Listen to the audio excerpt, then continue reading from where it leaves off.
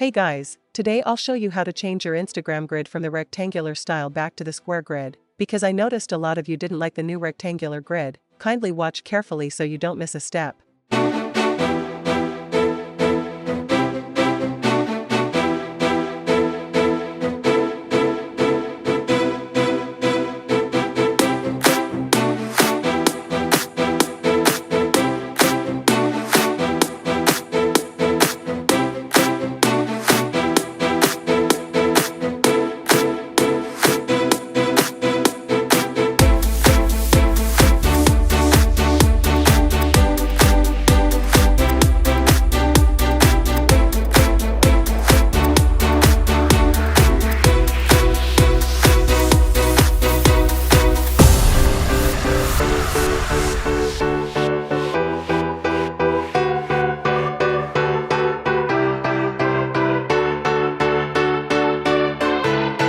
You can also add a screenshot for it to change quickly.